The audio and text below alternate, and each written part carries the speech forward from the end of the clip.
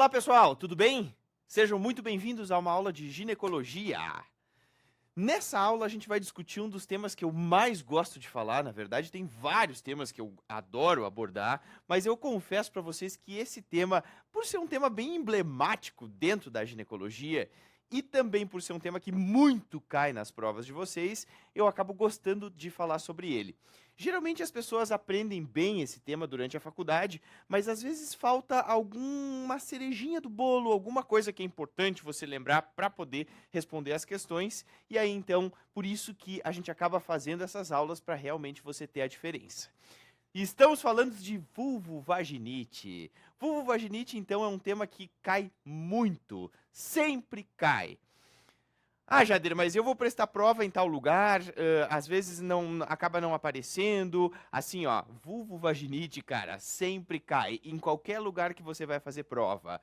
Ah, mas tal instituição geralmente não cobra, sempre tem. Ou alguma coisa relacionada com vulvovaginite. É uma questão certa, sempre em qualquer questão de prova é um assunto certo que cai sempre pelo menos uma questão.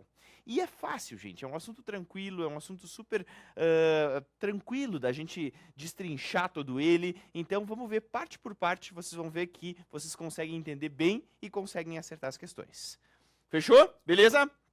Olha só, qual é a minha proposta? A minha proposta é você aprender de uma forma bem leve, bem descontraída. Então, a gente vai conversar sobre esse assunto que é um assunto leve, de uma forma bem tranquila, bem descontraída.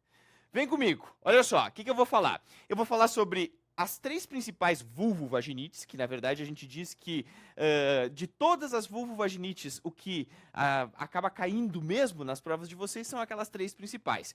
Bacteriana, vaginose bacteriana, candidíase e tricomoníase. E a gente tem também aqueles tipos especiais que estão começando a aparecer nas provas também, que é basicamente a vaginite inflamatória, a vaginite citolítica, a vaginite atrófica e por corpo estranho. A gente vai pincelar cada uma delas também. Fechou? Beleza? Então assim, olha só, a calça não tá apertando, você não tá pensando em outra coisa, o seu WhatsApp tá desligado e agora sim, ó, 100% de atenção àquilo que eu tô falando. Beleza? Foca aqui, vem comigo.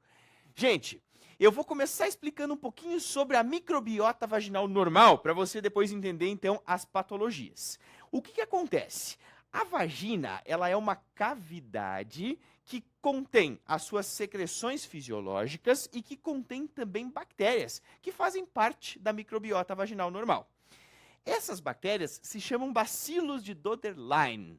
Na verdade, são bactérias gram-negativas, são bacilos gram-negativos, que toda mulher tem ali habitando a sua vagina. O que esses bacilos fazem? Eles transformam o glicogênio que existe no epitélio escamoso da vagina e também da ectocervice, fazem com que esse glicogênio seja transformado em ácido láctico. Tá, então quer dizer que, na verdade, o glicogênio é metabolizado pelo Doederlein em ácido láctico. Então quer dizer que a vagina ela vai ser ácida. Exatamente, cara. Olha só, a acidez vaginal, ela é necessária, ela é fundamental. Como ela é uma cavidade que é aberta, que faz contato direto com o meio externo, ela precisa se proteger de alguma forma. E a principal forma de proteção é tendo uma acidez, é sendo ácida. E aí eu preciso decorar qual é o pH normal da vagina? Precisa. Então memoriza e anota aí nas suas coisas. Abaixo de 4,5. O pH vaginal fisiológico é abaixo de 4,5. Fechou? Tranquilo? Ah, mas eu acho que tem algumas questões que acabam cobrando quanto que deveria ser o pH da vagina quando tem algum tipo de alteração. Tem, com certeza tem. Então, se você sabe quanto que é o fisiológico, que é abaixo de 4,5, você vai ver que fica fácil a gente entender quando não é fisiológico. Outra coisa só para a gente finalizar esse slide, não esquece. Na verdade, o bacilo de Doederlein, ele além de produzir o ácido láctico, ele precisa de um ambiente vaginal ácido para sobreviver. Ele precisa estar num ambiente que seja ácido, que seja com pH abaixo de 4,5, para que ele consiga sobreviver. Se o pH vaginal tiver alcalino, existe uma tendência natural das populações de lactobacilos, de bacilos de Doderlein, essas populações costumam morrer quando o pH começa a ficar mais alcalino do que o normal. Então, além dele produzir o ácido, ele precisa daquele ambiente ácido para poder sobreviver. Fechou? Cara, se você entende isso, olha só, fica ridículo de fácil de você entender. A primeira delas, que é a vaginose bacteriana. Vaginose bacteriana é o principal tipo de vulvovaginite. Então já vou começar falando sobre a principal. Questão de prova, que cai bastante. Qual é o tipo de vulvovaginite mais comum? Cara, não erra, é vaginose bacteriana. A vaginose bacteriana, ela é causada por uma bactéria chamada Gardnerella vaginalis, que é um anaeróbio que habita naturalmente a vagina. Se a gente for pegar assim toda a população bacteriana que existe na vagina, menos de 1% é Gardnerella vaginalis. Mas ela existe, ela está lá. Toda mulher tem Gardnerella vaginalis na vagina. Menos de 1%, é muito ridículo, é praticamente desprezível o número de colônias de Gardnerella que existe ali na população vaginal. É menos de 1%. Mas olha que interessante. Naquelas situações em que o pH vaginal começa a ficar mais alcalino, acima de 4,5, algumas mulheres costumam ter predisposição a ter um pH que às vezes sobe, que acaba ficando mais alcalino, acima de 4,5, e dessa forma o que acontece é que os lactobacilos, eles precisam daquele ambiente ácido para sobreviver. Se o pH começa a ficar mais alcalino do que o normal, o que vai acontecer? Eles vão começar a morrer. E existe uma diminuição da população de lactobacilos. Puxa, mas então quer dizer que quanto mais vai subindo o pH, ou seja, mais ele vai se aproximando de 7, ele vai ficando cada vez maior, portanto, mais alcalino, menos lactobacilos vai ter na população vaginal. Eles vão começar a morrer. E olha só o que acontece. Isso dá margem para que aqueles 1% de Gardnerella, que deveria ser só 1%, comece a crescer. Porque, na verdade, o ambiente vaginal... Agora os lactobacilos saíram, né? Eles morreram, e essa população de Gardnerella começa a proliferar. E aquela mulher que deveria ter só 1% da sua microbiota de Gardnerella, começa a ter 10%, 15%, 20% da sua microbiota vaginal de Gardnerella. Existe uma superpopulação de Gardnerella muito além do que seria o normal, o considerado como normal. E aí, então, galera, a gente vai ter a famosa vaginose bacteriana. Todo aquele quadro clínico exuberante da vaginose bacteriana vai acontecer porque simplesmente existe um desequilíbrio da microbiota vaginal e vai aumentar a proliferação de Gardnerella. Antes da gente falar no quadro clínico, quais são as situações, por que uma mulher teria, então, o pH da vagina mais alcalino do que o normal? Porque se o normal seria ser sempre abaixo de 4,5, por que algumas ficam com a vagina mais alcalina e aí por isso acabam tendo vaginose bacteriana? Geralmente são mulheres que têm relações sexuais frequentes com ejaculação intravaginal. O que acontece? O sêmen, ele é alcalino, certo? E ele vai alcalinizar a vagina. Ele justamente é alcalino porque o espermatozoide, ele morre quando entra em contato direto com a acidez da vagina. Então, o líquido seminal, ele tem que ser alcalino justamente para neutralizar essa acidez da vagina e não deixar o espermatozoide morrer. Então, se ela tem relação sexual muito frequente com ejaculação intravaginal, ela tem mais chance de alcalinizar a vagina e mais chance de ter vaginose bacteriana. Se ela recebe sexo oral com muita frequência, gente, isso é questão de prova, eles perguntam. Sexo oral com muita frequência, também, porque a saliva, ela é alcalina. E dessa forma ela vai fazer com que o pH suba, diminui os lactobacilos e prolifera a Gardnerella. Olha só, tem gente que faz, sabe o quê? Aquelas duchinhas vaginais, lembram disso? Pega aquela mangueirinha do chuveiro, põe lá dentro, olha só que coisa, e faz, né? Faz lá um lavado dentro da vagina. A gente chama isso de ducha vaginal. Tem gente que tem essa mania de limpeza, que acha que tem que limpar dentro da vagina. Não, não tem que limpar dentro da vagina. É só por fora que tem que limpar. Então, o que acontece? Faz com que aquele ambiente fique mais alcalino do que o normal, e aí, então, maior chance dela ter uma vaginose bacteriana. Esses são os fatores de risco. Galera, não esqueçam, isso aqui é uma coisa muito importante. Às vezes eles perguntam assim, ó. Às vezes tem gente que confunde isso. Aquelas mulheres que têm relação sexual muito frequente, com ejaculação intravaginal, maior a chance de ter vaginose bacteriana, certo? Certo. Mas é porque o sêmen é alcalino, não porque é uma DST. Tem gente que. Ah, então quer dizer que é uma DST. Não. Não é uma bactéria que o homem passa para a mulher. Então, não é uma infecção sexualmente transmissível. Certo? É só porque o sêmen é alcalino e dessa forma predispõe ela a ter uma vaginose bacteriana. Fechou? Tranquilo? Muito bem. Galera, o que vai acontecer quando a paciente tem vaginose bacteriana? Ela vai ter corrimento, leucorreia, fluida. Ela geralmente tem esse aspecto fluido acinzentado. Às vezes ele é esbranquiçado, às vezes ele é mais acinzentado. Como vocês conseguem ver aqui, ó, nessa imagem. Olha que delícia, né? Então, ó, é uma leucorreia amarelo, acinzentada. Às vezes puxa um pouquinho pro amarelo também. Então, branca, às vezes puxando um pouquinho pro amarelo, mas o principal, acinzentada. Se aparecer a palavra acinzentada na sua prova, é vaginose. Ah, mas não pode. Não pode ser. Acinzentada é sempre vaginose bacteriana. E ela tem esse aspecto que é um aspecto fluido. Gente, qual é o principal, a grande característica do corrimento? Ele tem mau cheiro, é fétido, realmente tem cheiro ruim. Por quê, cara? Porque é anaeróbio. A Gardnerella é uma bactéria anaeróbia. Se ela é anaeróbia, ela vai provocar, então, um mau cheiro.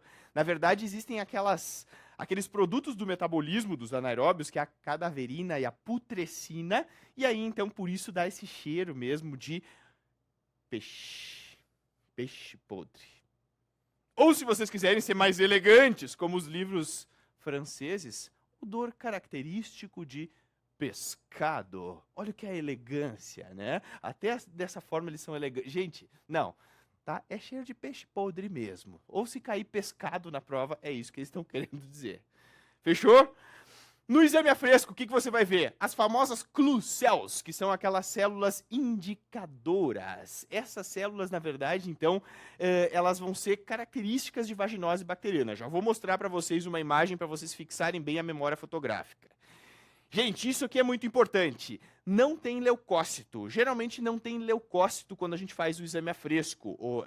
Existe ausência de leucócitos, ou às vezes é bem pouquinho leucócito que tem. Por quê? Olha só, lembra bem. Na verdade, o nome é vaginose.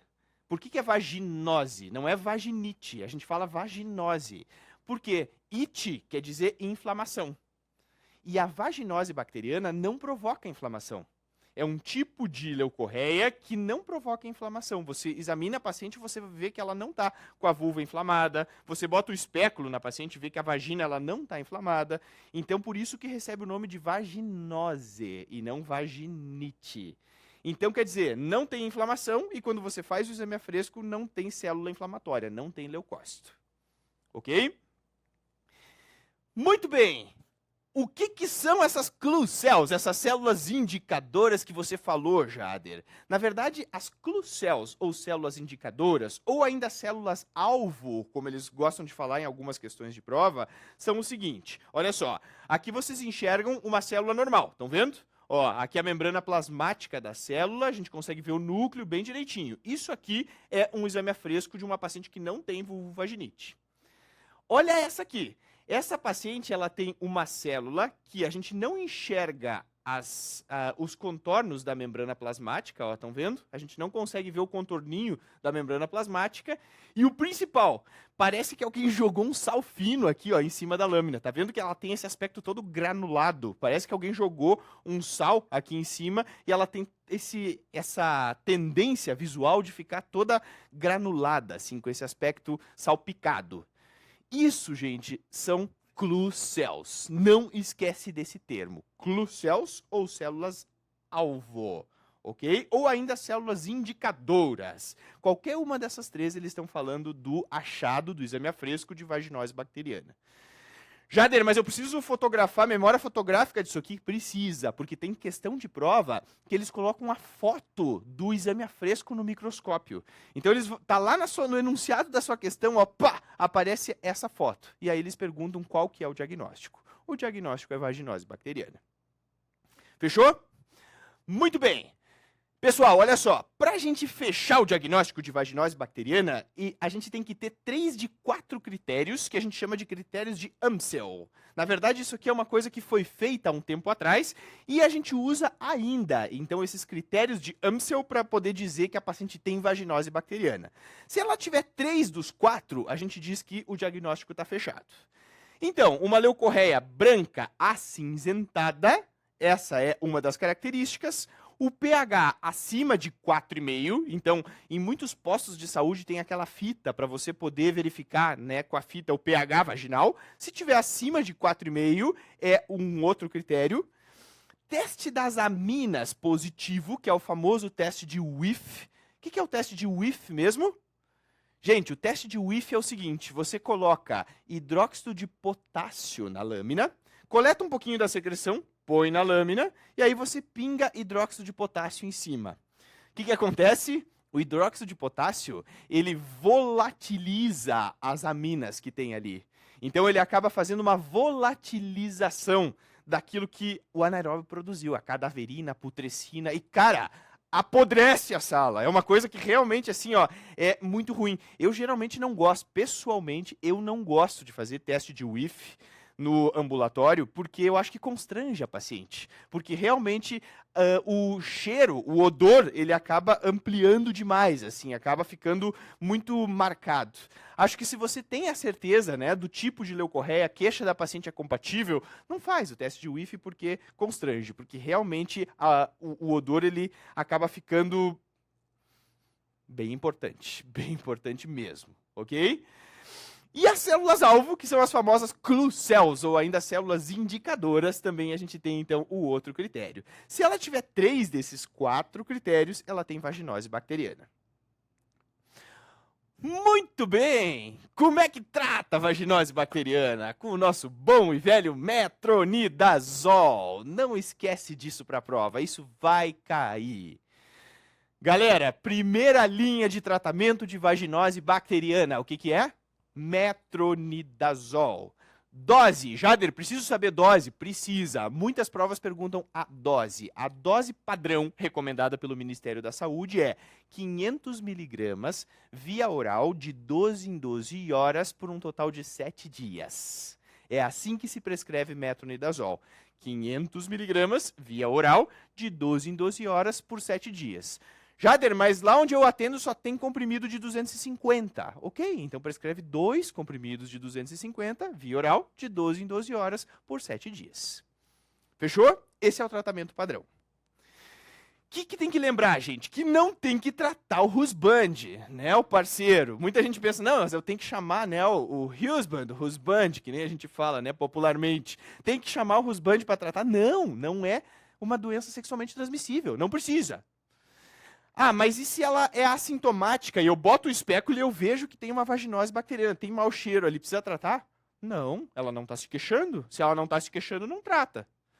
Ah, mas lá no posto de saúde que eu atendo, a enfermeira chega para mim, ó, com o resultado do Papa Nicolau e diz assim, olha aqui, ó, doutora, tá aqui, ó, a paciente tem um Papa Nicolau negativo, tá normal, mas aparece Gardnerella no Papa Nicolau.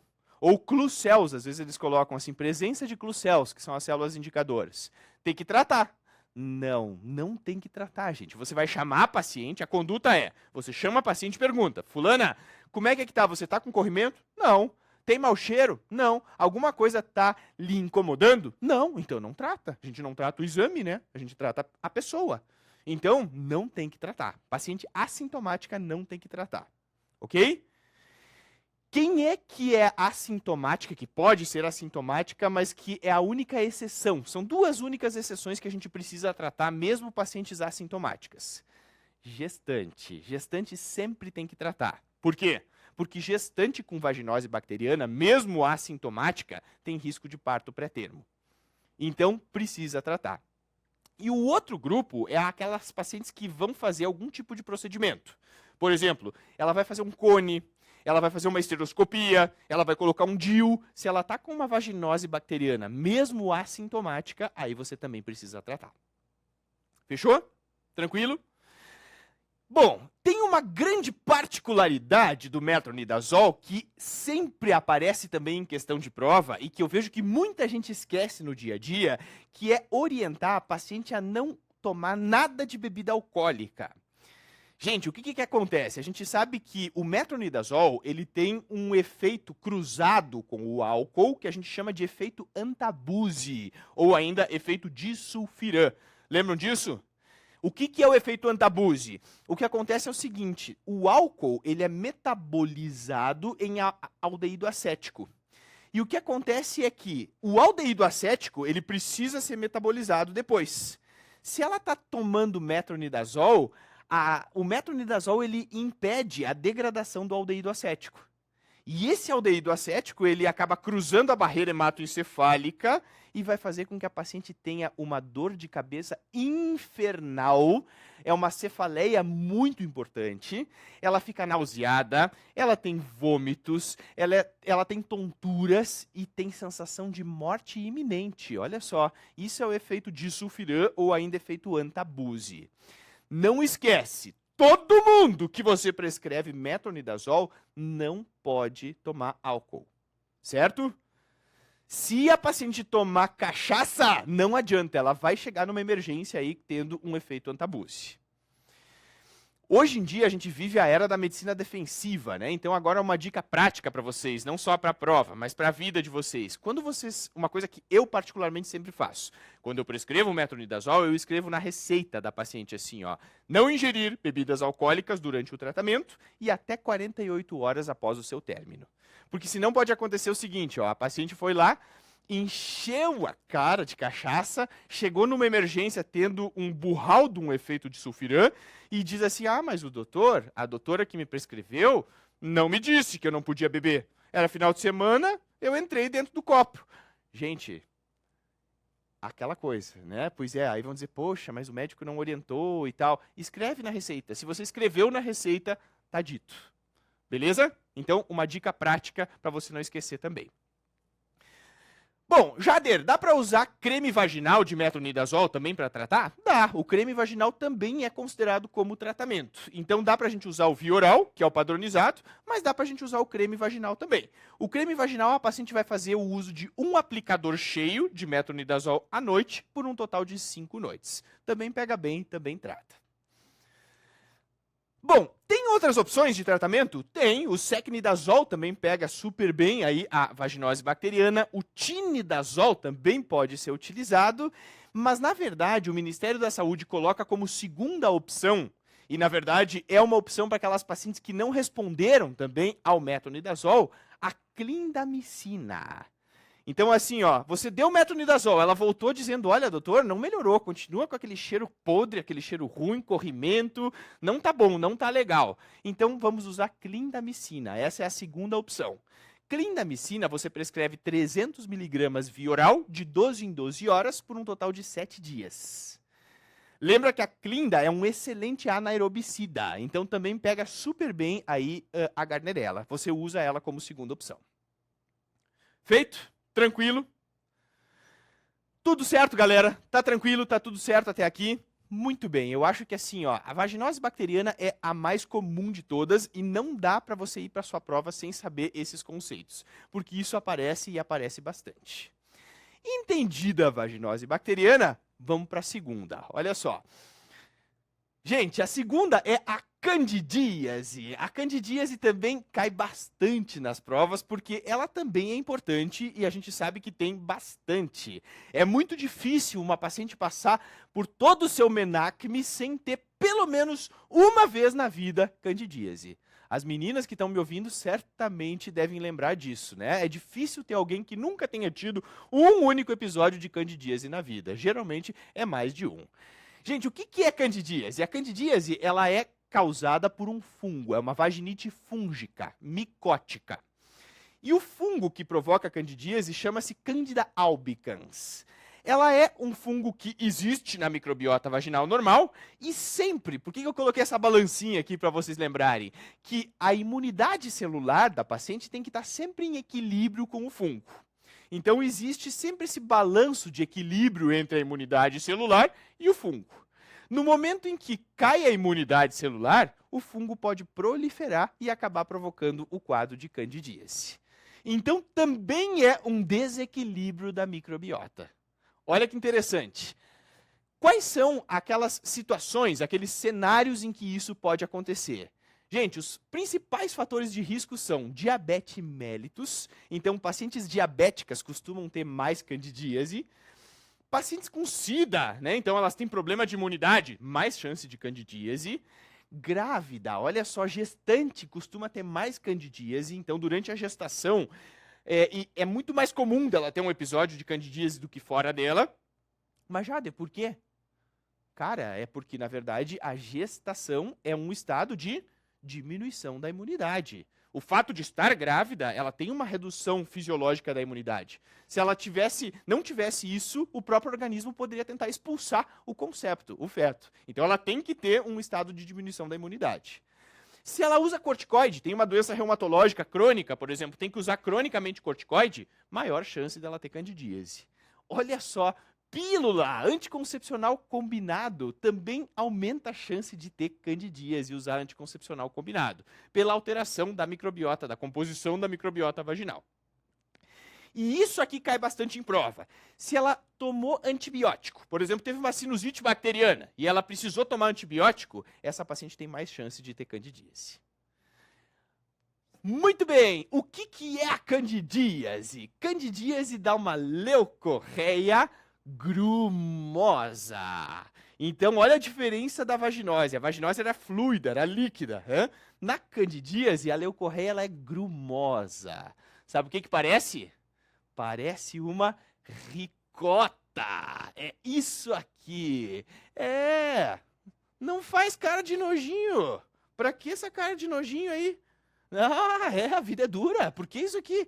Gente, olha aqui. A candidíase, realmente, se você olhar, ela parece uma ricota macerada. Ou se você quiser ser mais elegante, como os livros franceses, queijo cottage. Olha só, eles colocam uma leucorreia que lembra queijo cottage. É exatamente isso aí, é uma ricota macerada. O que acontece? A paciente tem hiperemia, então tem inflamação, é um tipo de vulvovaginite que provoca inflamação. E, cara, o que não pode esquecer para sua prova? Candidíase coça! Coça! Ela tem coceira. Tem paciente que... Eu já ouvi de uma paciente uma vez, doutor, olha, eu tenho vontade de andar com um garfo na bolsa porque me dá vontade de coçar com um garfo, de tanto que coça. Então, assim, ó, realmente a coceira, aquela sensação de ardor com coceira é o principal sintoma que as pacientes vão relatar. Muitas vezes elas chegam só se queixando da coceira e não do corrimento. No exame a fresco, a gente vai ver as hifas, as famosas hifas, que são aquelas estruturas fúngicas. Hifas, pseudohifas, micélios, que também são estruturas fúngicas, leveduras, também são estruturas fúngicas. Parecem galhos de árvore. Eu já vou mostrar para vocês uma foto do exame a fresco. E uma coisa que pode aparecer na sua prova é que, assim, ó, o hidróxido de potássio, que é o KOH, o mesmo que é usado para fazer o teste de Whiff na vaginose bacteriana, ele pode ser útil na candidíase também. Não porque tem cheiro, nada disso. Não, bem pelo contrário. Candidíase não tem cheiro nenhum. Ela não é fétida. Mas o que acontece é que o hidróxido de potássio ele pode remover aqueles debris celulares que tem na lâmina e aí fica mais fácil de você visualizar o exame a fresco. Então ele pode ser útil para remover os debris celulares e deixar com que você consiga ver melhor, visualizar melhor as estruturas fúngicas. Certo? Beleza? Olha só, deixa eu mostrar para vocês. Isso aqui é um exame a fresco de uma paciente com candidíase. Vocês veem que ela tem esses galhos de árvore aqui, ó, todos ramificados, que é bem característico das leveduras, das hifas e das leveduras. Ok? Jader, mas e o pH? Como é que fica o pH vaginal na candidíase? Cara, olha só, a candidíase não tem nada a ver com alteração de pH vaginal. Então o pH vai estar abaixo de 4,5.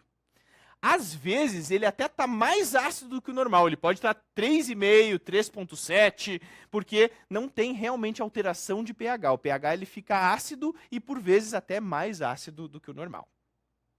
Fechou? Muito bem. Como é que trata candidíase? Primeira escolha no manual do Ministério da Saúde, que é a Bíblia, né, da prova de vocês. Gente, o miconazol creme vaginal. Então você vai prescrever miconazol, creme vaginal, a 2%. A paciente vai usar um aplicador cheio à noite por um total de 7 noites. Esse é o tratamento de primeira linha recomendado pelo Ministério da Saúde.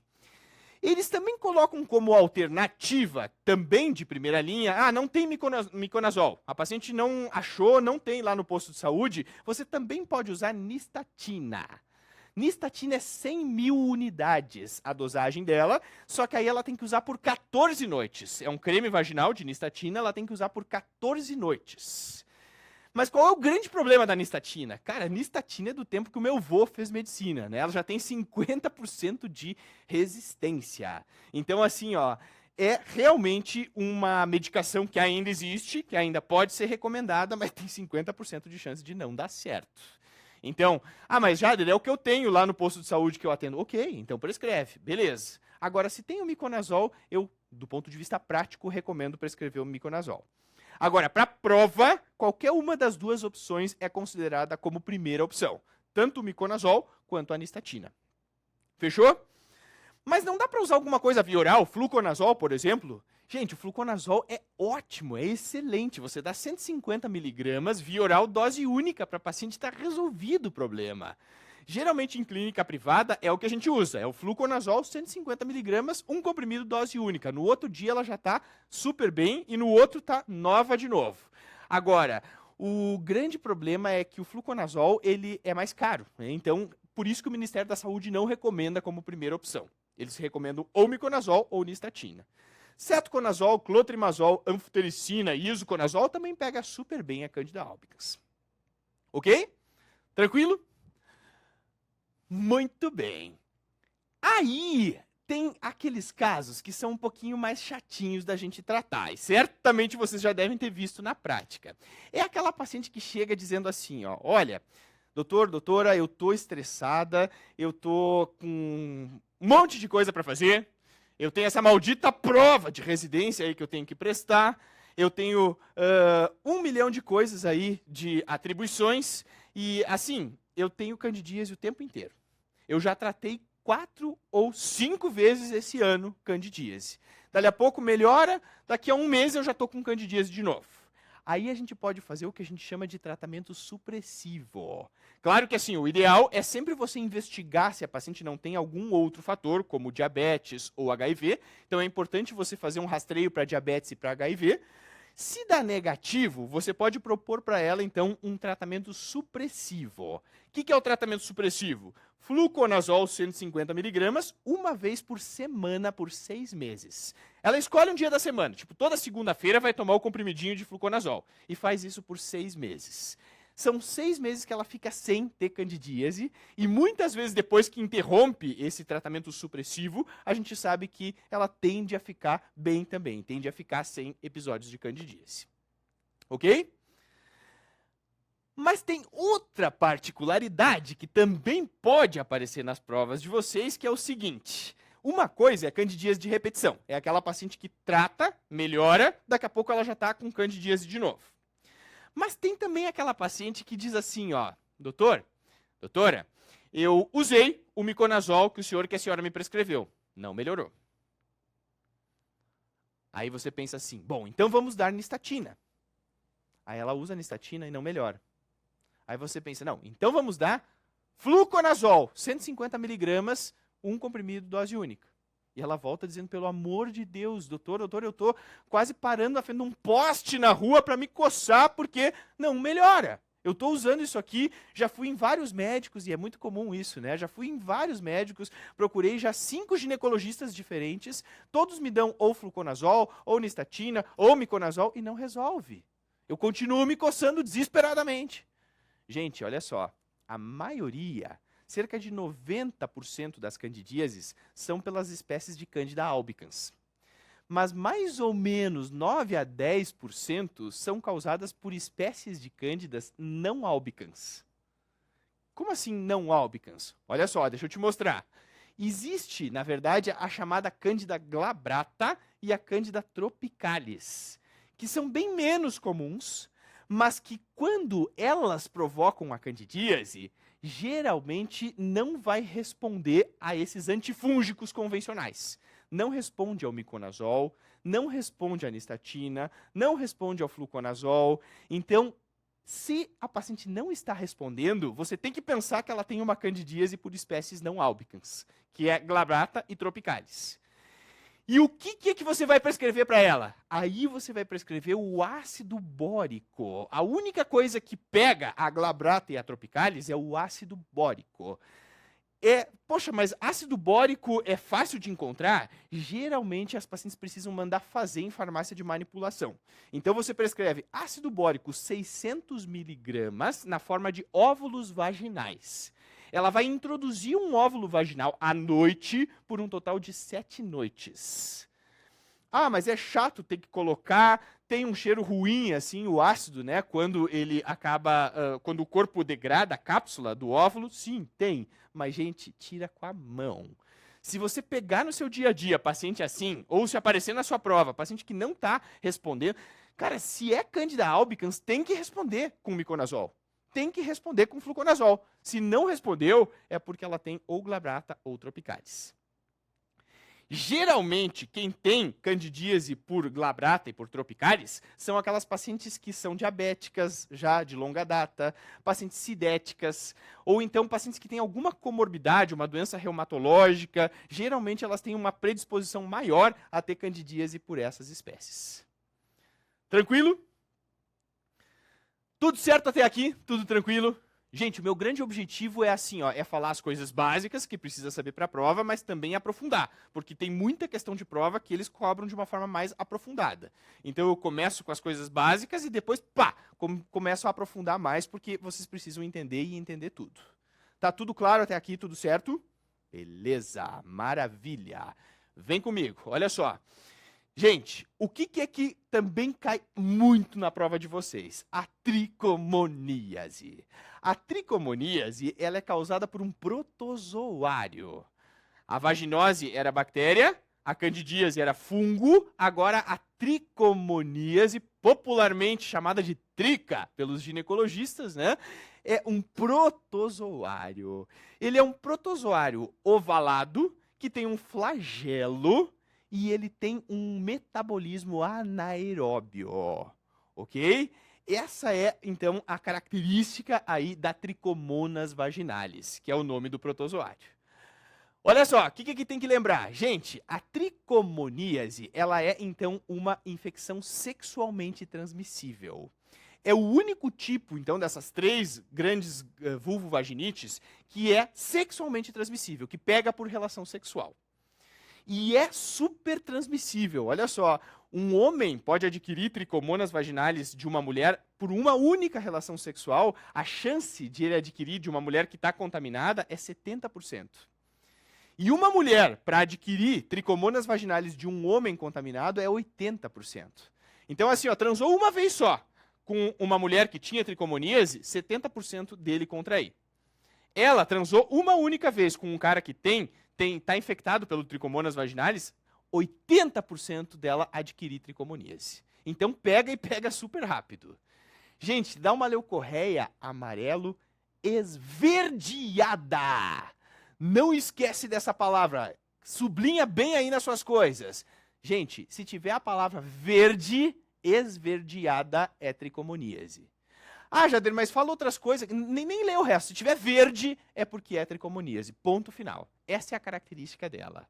Ela é amarelo, esverdeada, é bolhosa, costuma ter bolhas e é em quantidade abundante. Então você, às vezes, não precisa nem botar o espéculo na paciente. Ó. Você olha a vulva, tá assim, ó, já cheia de corrimento. Olha só. Ah, por que estou enxergando atrás da tela essa cara de nojinho? Por que essa cara de nojinho?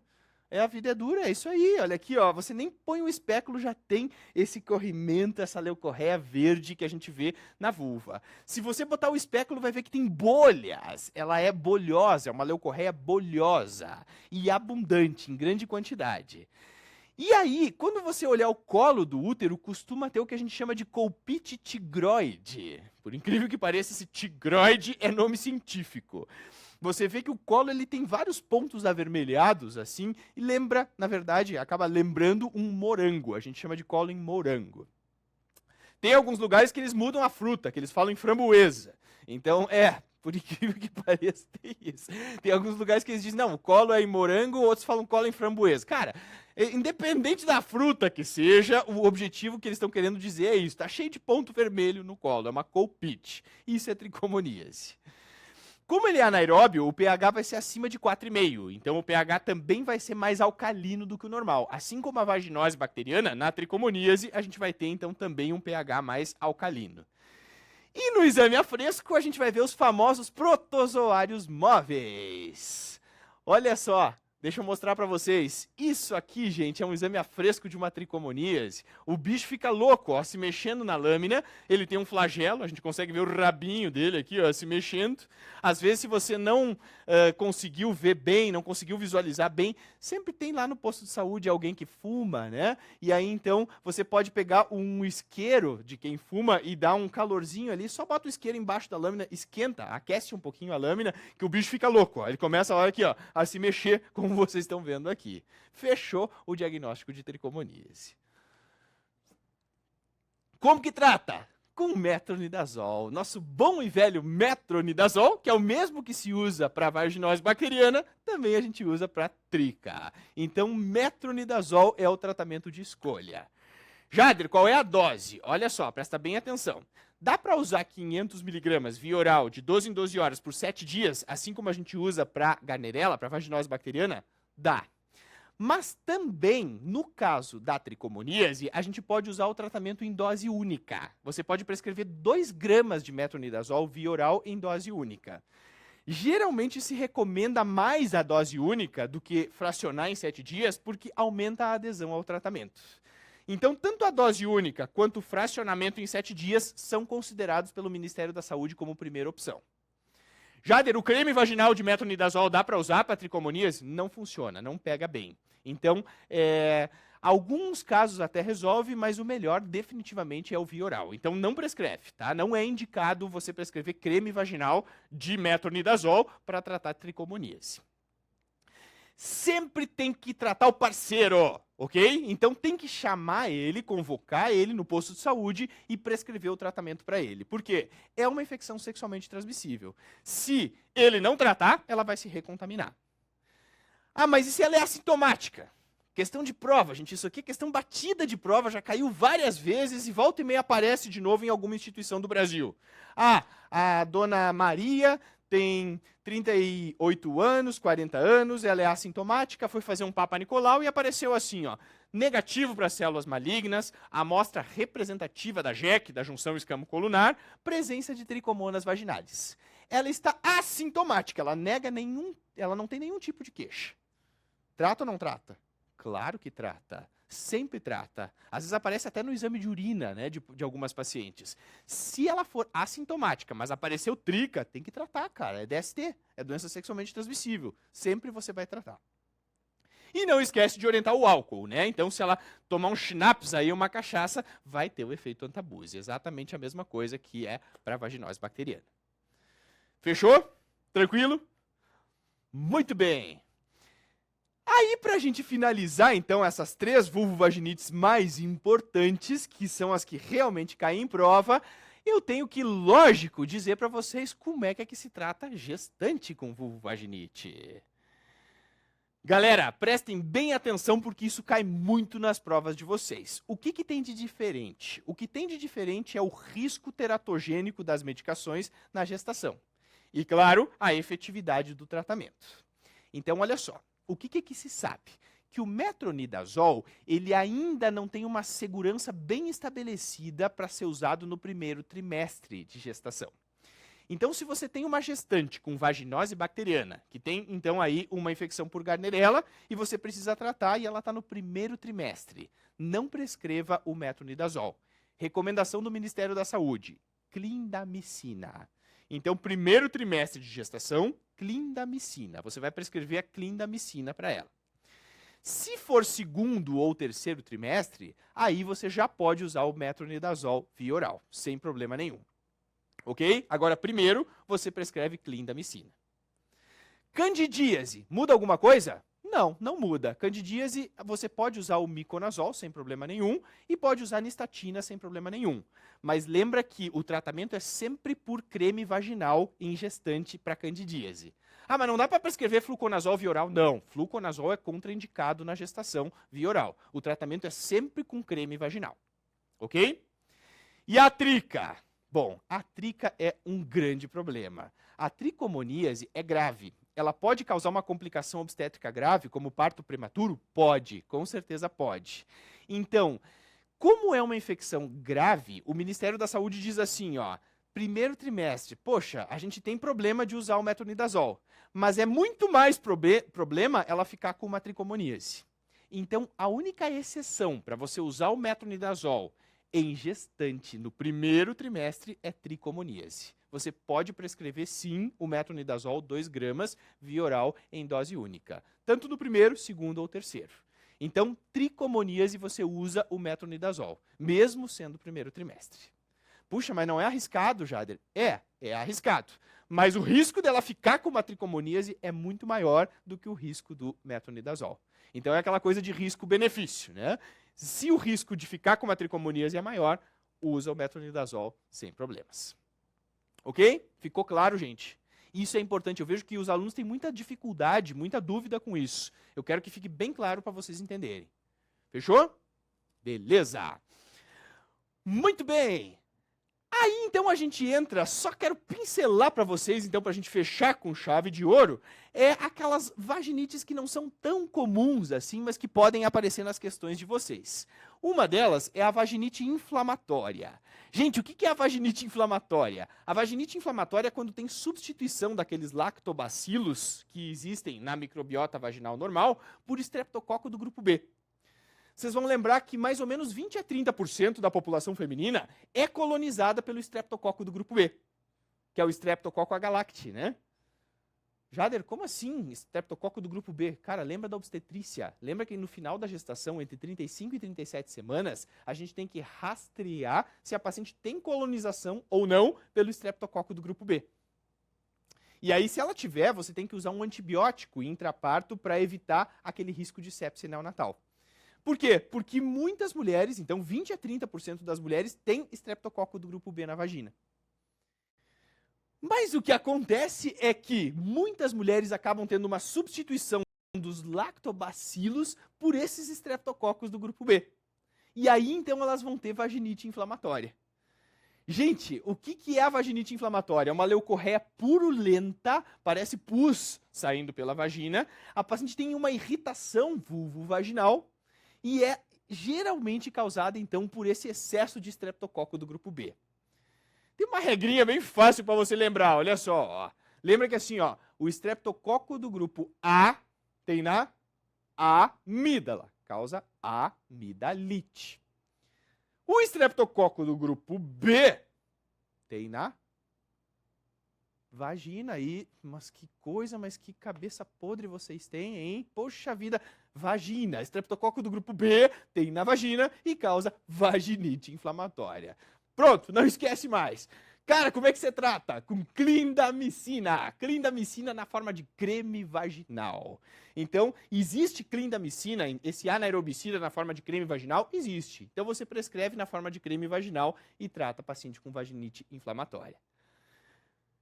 Que mais? Olha só, corpo estranho em criança. Então, se aparecer questão de criança com vulvovaginite, cara, geralmente é uma leucorreia amarelada com mau cheiro, com odor fétido. A mãe chega apavorada dizendo, olha só, a minha filha está com um corrimento com cheiro ruim. Cara, o que é? Examina. Só examina a criancinha ali que você vai encontrar o Playmobil ali. É corpo estranho. criança com leucorreia, com mau cheiro, é corpo estranho. Ah, mas não, é corpo estranho, ponto. É que nem rinorreia, né? Criança com rinorreia unilateral, purulenta, com mau cheiro. Cara, é um feijãozinho aspirado, é corpo estranho. Ah, mas não, é corpo estranho, mesma coisa. Criança com leucorreia amarelada, com odor feio, é corpo estranho. Examina. Ah, mas, doutor, eu já dei uma olhada ali e eu vi que não tem. Olha de novo, porque vai ter. Tem corpo estranho ali. Olha só, que mais? Gente, vaginose citolítica. Isso aqui também começou a aparecer nas provas de vocês. O que é vaginose citolítica? A vaginose citolítica, ela acontece naquelas situações, naqueles cenários em que a gente tem um pH vaginal muito mais ácido do que o normal. Geralmente é o período pré-menstrual. Quando a paciente está para menstruar, está para ficar menstruada, o pH vaginal está mais ácido do que o normal. Então ele está muito baixo, o pH. Isso faz com que exista um aumento da população dos lactobacilos de Doderlein. Só que o que acontece é o seguinte, o que acontece é que esse pH fica tão ácido que ele acaba fazendo lise daquelas células escamosas da vagina e do colo do útero. Por isso citolítica, né? Então por isso o nome, citolítica, porque acaba lisando as células. O que ela vai ter? Uma leucorreia esbranquiçada com ardência. E geralmente essa ardência também pode se manifestar por coceira. Então não esquece, tem gente que acha que todo mundo que se coça tem candidíase. Não, tem gente que se coça e que tem ardência que pode ter uma vaginose citolítica. Geralmente esse sintoma acontece no período pré-menstrual e é realmente por uma acidez vaginal muito excessiva. Tão excessiva que provocou lise das células. Bom, mas e se eu fizer um exame a fresco, o que eu vou ver? Eu vou ver citólise. Deixa eu mostrar para vocês, olha só. Vocês vão ver isso aqui, ó, galera. Vocês enxergam núcleos nus, porque ficou tão ácido que rompeu as células, fez citólise, e você enxerga esses núcleos aqui, ó, totalmente parados ali na secreção. Isso é, então, a ocorrência de citólise fecha o diagnóstico de vaginose citolítica. Jader, mas e como é que trata? Tem que deixar mais alcalino esse meio vaginal, ele está muito ácido. Então como é que você vai alcalinizar? Fazendo uso de bicarbonato de sódio. Então ela faz embrocações com bicarbonato de sódio e resolve a vaginose citolítica. E tem também a chamada vaginite atrófica, que acontece em paciente pós-menopausa. Geralmente, aquelas pacientes que já estão pós-menopausa, o que acontece? É normal diminuir a população de lactobacilos na vagina. Porque a vagina começa a ficar mais atrofiada, também diminui a população de lactobacilos. Bom, mas os lactobacilos, eles produzem o ácido láctico, é o que deixa a vagina ácida. Então, se diminui os lactobacilos, o que acontece? Vai aumentar o pH. Geralmente, mulheres, então senhoras, na pós-menopausa, têm um pH vaginal mais alcalino, aumentado. E isso, gente, pode provocar, então, esse sintoma de coceira, de irritação. Ela tem aquela sensação de que a vulva está coçando, está irritada. Geralmente é por atrofia, porque ela acabou ficando tão atrófica, aumentou o pH, e aí, então, quando você examina a paciente, é isso aqui, né? Lembra de que quando a gente coloca o espéculo numa paciente pós-menopausa, às vezes até sangra, ó, quando você coloca o espéculo de tão atrofiada que a paciente está. Como é que trata? A gente vai tratar com estrogênio, creme vaginal de estrogênio, você resolve então a vaginite atrófica. Beleza? Tranquilo? Então, galera, o que eu disse para vocês no início? Vamos aprender de uma forma leve, descontraída. Esse assunto é um assunto legal, é um assunto que sempre cai nas provas de vocês. E eu tentei fazer realmente de uma forma bem leve, bem tranquila, para você lembrar dos principais pontos. Como eu disse, falei das coisas básicas que todo mundo tem que saber e falei daqueles diferenciais, aquela cerejinha do bolo que é o diferencial para você conseguir aí sucesso na sua prova. Beleza? Pessoal, a nossa grande preocupação é que vocês realmente entendam e realmente aprendam. Se ficou dúvidas, por favor, entre em contato com a gente, ok? Um grande abraço a todos.